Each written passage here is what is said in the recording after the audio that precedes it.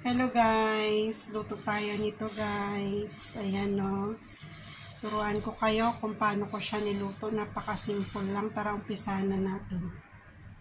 Guys, ayan, magluluto tayo ng chicken ngayon. Una, buksan muna natin yung kalan. Ayan siya. Mahina muna.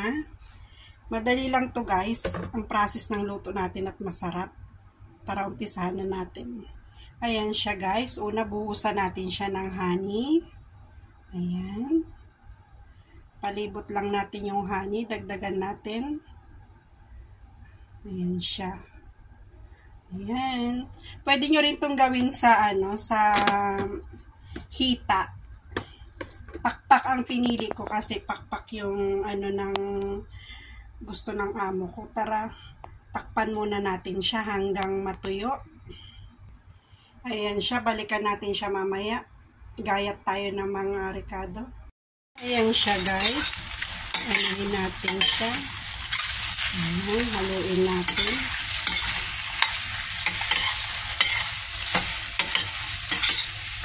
Ayan, nagba-brown-brown na siya. Ngayon, lagay natin ng ginger. Ayan, ginger.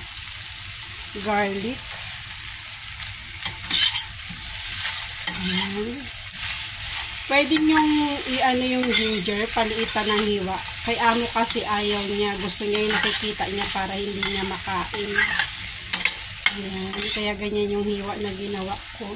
Kasi pag yung pino, magre-reklamo siya. Ayan.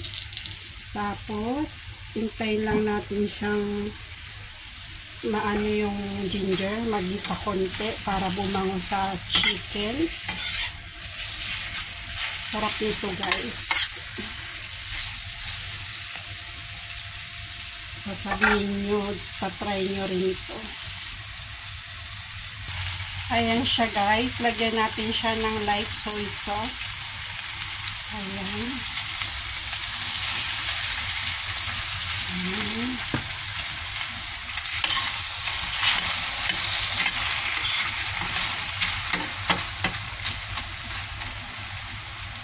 Tapos, lagyan natin siya ng water.